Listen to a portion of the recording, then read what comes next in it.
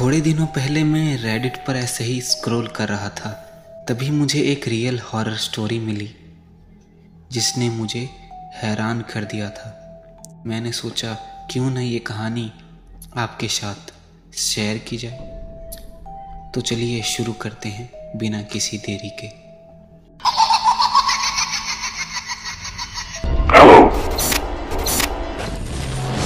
यह बात उस समय की है जब मुझे एक दोस्त के घर पर एक हफ्ते के लिए रहना था, जब वह अपनी पत्नी के साथ छुट्टियों पर बाहर गया हुआ था।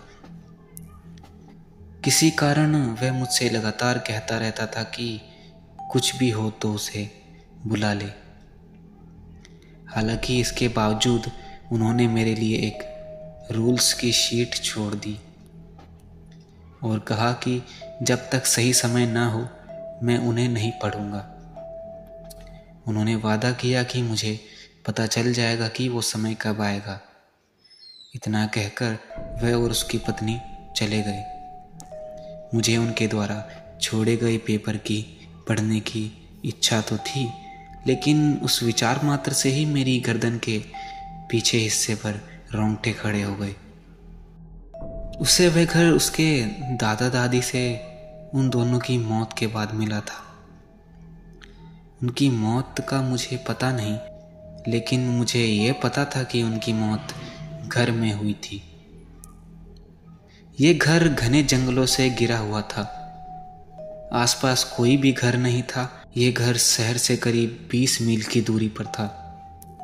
पहली रात बस मैंने कुछ ऑनलाइन खाना ऑर्डर किया और जब डिलीवरी बॉय घर पहुंचा तो मेरे साथ कुछ घटनाएं होने लगी। मैंने अपने घर के पीछे की झाड़ियों से सरसराहट की आवाज़ सुनी। मैं गेस्ट रूम में था जो घर के पीछे के हिस्से में था, और ऐसा मैं कुछ कर भी नहीं रहा था जिससे ऐसी आवाज़ हो। मैंने इसे टालने की कोशिश की और ये मान लिया कि ये एक रकून या लोमड़ी है। लेकिन जब मैं खिड़की के पास से गुजरा तो मुझे महसूस हुआ कि कोई मुझे घूर रहा था। जो भी हो, वह शायद एक गरीब आदमी या कोई अजीब दिखने वाला जानवर था। मैं अपना खाना लेने के लिए सामने के दरवाजे पर गया और डिलीवरी बॉय से खाना लिया। डिलीवरी बॉय को देखकर ऐसा लग रहा था कि उसने कोई भूत देखा है या ऐसी कोई चीज़ देखी है जो उसे देखकर सन्न रह गया था। मैंने उससे कुछ पूछा नहीं और थकान के कारण जल्दी जल्दी खाना खत्म किया और सो गया। दूसरी रात सामान्य थी और उस चीज़ के बारे में मैं लगभग भूल ही गया था जिसने मुझे पहली रात में देखा था। मैं तीसरी रात तक कागज के बारे में भूल गया, लेकिन कुछ ऐसा हुआ जो शायद मुझे जीवन भर डराता रहेगा। जब मैंने ये सुना तो मैं लिविंग रूम में डिनर कर रहा था। मेरे पीछे की खिड़की पर 3 खोखली दस्तकें हुई। मेरी रीढ़ में ठंडक दौड़ गई, क्योंकि ये घर एक इकलौता जंगलों में था। इसके आसपास कोई नहीं रहता था। हो सकता था कि कोई जानवर हो, पर जानवर 3 दस्तकें ऐसी कर ही नहीं सकता था। लेकिन मैंने पलटने से इनकार कर दिया। मुझे वह कागज याद आया जो मेरा दोस्त मेरे लिए छोड़ गया था। मैं खिड़की की ओर पीठ करके उठ गया। मैंने रसोई काउंटर से कागज लिया और ऊपर की ओर भाग गया। मैंने खुद को गेस्ट रूम की कोठरी में बंद कर लिया था। ये कोठरी बहुत छोटी थी और इसमें रोशनी भी नहीं थी, इसलिए मैंने कागज को पढ़ने के लिए फ़ोन निकाला।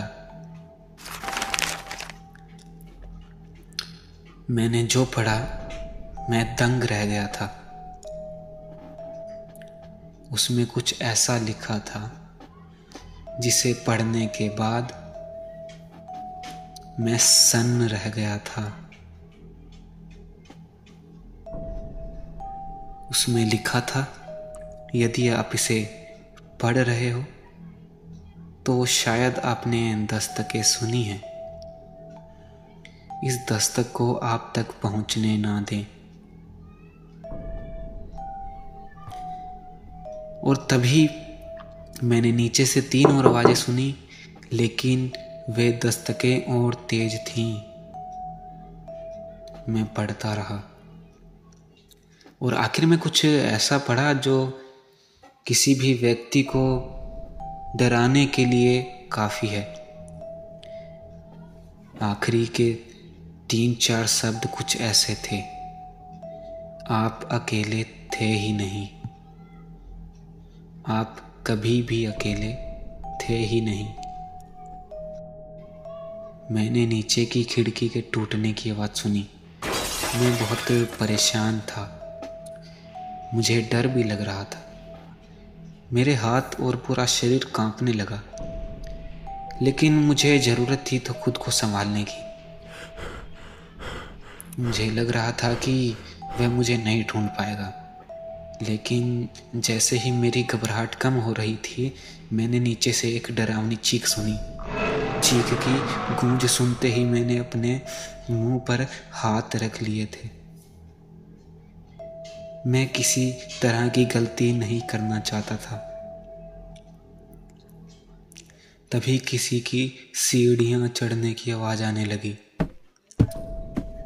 और धीरे धीरे सभी पेंटिंग्स दीवारों से गिरने लगी। मैं डर से चुपचाप रोने लगा। वह ऊपर के कमरों को तोड़ रहा था। शायद वो मुझे ही ढूंढ रहा था। हालांकि अभी तक मुझे पता नहीं था कि यह कैसा दिखता है, लेकिन उस समय मैं इतना डरा हुआ था कि मैं जानना भी नहीं चाहता था। कागज के आखिरी शब्द मेरे दिमाग में बार बार घूम रहे थे। मैं सोचने लगा कि आखिर मेरे दोस्त ने मेरे साथ ऐसा क्यों किया, खासकर ये जानते हुए कि भी ये कितना बुरा हो सकता है। तभी गेस्ट रूम का दरवाजा खुला। मेरे सारे के सारे विचार धरे के धरे रह गए। वह इतनी जोर से चीखा कि मुझे अपने कानों के पर्दे फटते हुए महसूस हुए। मेरे कानों में गर्माहट महसूस हुई और मुझे लगा कि कानों में से खून बह रहा है। मैं अपने डर के बावजूद चुप रहा और देखते ही देखते वह रेंगते हुए कोठरी में आ गया। मैंने जल्दी से कोठरी का दरवाज़ा खोला, लेकिन वह रुक गया। मेरे सामने वह चीज़ खड़ी थी। वो बहुत डरावनी थी।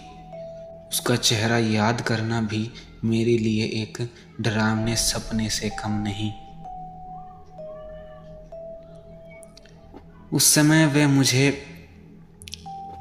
घूर रहा था। इसकी आंखें खून से लथपथ और कांप रही थी। पता नहीं क्यों, पर वो बार बार मुस्कुरा रहा था। इसकी मुस्कान ठंडी थी और इसकी आवाज़ भी ठंडी थी। इसकी आवाज़ें ऐसी थीं जिन्हें मैं समझ भी नहीं सकता था। यह मेरे सामने खड़ा था। मैं कुछ कहने की हिम्मत कर ही रहा था कि उसने अपने पंजे मेरी ओर बढ़ाए।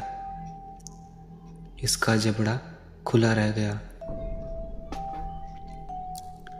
मेरी चीख निकल गई। मैं रोने लगा क्योंकि उसने अपनी उंगलियां मेरे चेहरे में घुसा दी थी और देखते ही देखते मैं बेहोश हो गया। उसके बाद दूसरे दिन मेरी आंखें खुली तो मैंने देखा कि मैं एकदम ठीक हूँ और मेरे ऊपर कोई खरोच भी नहीं थी। मैंने बिना देरी के अपना सामान लिया और वहाँ से भाग गया। उस समय लगा कि मुझे कोई पीछे से आवाज़ दे रहा है। मैं पीछे मुड़ के नहीं देखना चाहता था।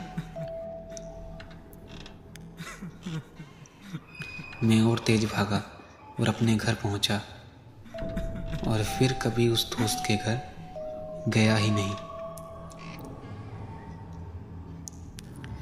मैंने जिंदगी में कभी किसी आत्मा या भूत प्रेतों पे कोई विश्वास नहीं किया था, लेकिन जब उस चीज़ को मैंने अपने सामने देखा तो मैं बहुत डर गया था। उसने जो भी मेरे साथ किया, सही किया गलत किया मुझे नहीं पता, पर वो चीज़ डरावनी थी, बहुत डरावनी।